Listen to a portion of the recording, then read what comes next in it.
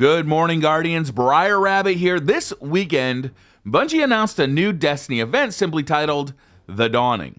A live team event beginning on December 13th and ending on January 3rd.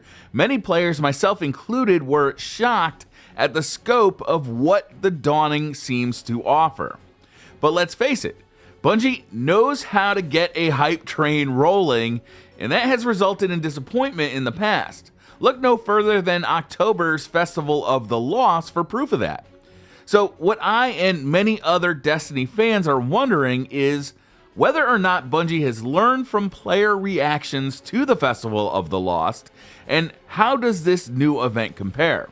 So today we're going to be taking a look at The Dawning, comparing it with the Festival of the Lost, and gauging, is it worth coming back to Destiny for this event? First, let's look at what The Dawning will offer players.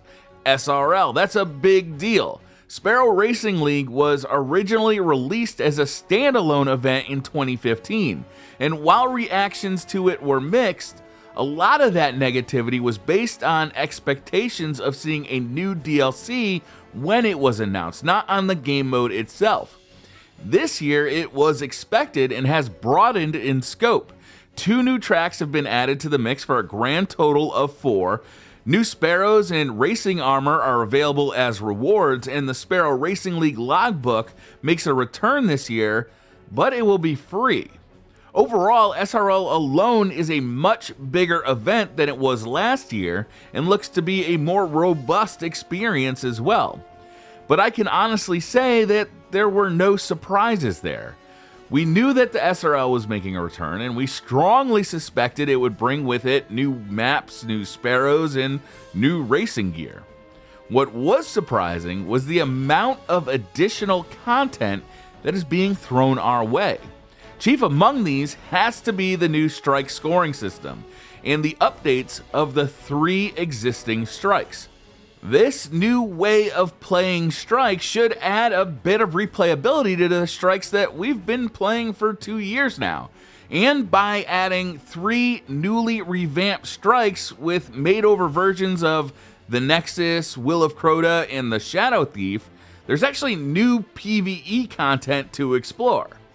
Perhaps what got players the most excited, though, was the reintroduction of the Icebreaker exotic sniper rifle, which will be earned by completing bounties from Commander Zavala, and the reveal of 2 new exotic heavy machine guns that are basically Thunderlord variants.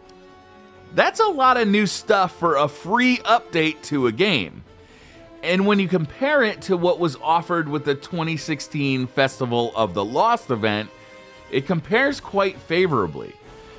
Festival of the Lost offered a very simple questline and very few chances to earn the new loot on offer, like weapon ornaments or new ghost shells in-game. This was probably the community's biggest complaint about the festival. The gear was cool as hell, but there was really no realistic way of earning it by playing the game. You really had to purchase packages from Tess Everest and hope that they gave you what you wanted. The Dawning will certainly offer a similar mechanic. Eververse will be selling packages with randomized items inside, but Bungie has promised that you will be able to get one of these packages per day by playing the game.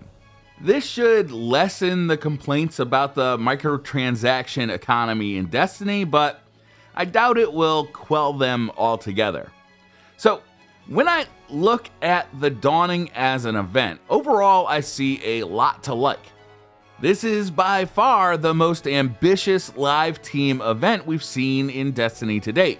An expanded SRL, new exotic weapons, and the strike scoring system are very appealing to me as a continuing Destiny player, and that's important. When microtransactions were first introduced to Destiny, Bungie said the money earned through them would be used to fund the live team and add new events to the game. That statement didn't really ring true to me in this year's Festival of the Lost. The festival just felt like an excuse to add more microtransactions to the game, and that was frustrating. With The Dawning, though, I feel this is the first time Bungie has made good on that original statement. They are offering quite a bit of content for existing players and some compelling reasons for older players to return with this new event. And they are offering it for free, presumably paying for it with the money that has been previously made with microtransactions. Is that enough? Will it keep current players engaged? Will it bring back players who have moved on since the Rise of Iron release? Does it justify the preponderance of microtransactions in the game? Those are the questions that I think can only be answered on an individual basis. So I ask you, the viewer, what do you think? Is the Dawning the event that makes microtransactions in Destiny worthwhile? Or have you moved on to many of the amazing games that were released this fall? Let me know in the comments below. That's going to do it for this video, guys. If you have a topic or a community creation that you would like to see featured in an upcoming episode of GMG, shoot me a tweet with a description and a link and include the hashtag GoodMorningGuardians. Thank you very much for watching. Hit that like button if you liked the video, subscribe if you're new to the channel, and I'll see you guys tomorrow.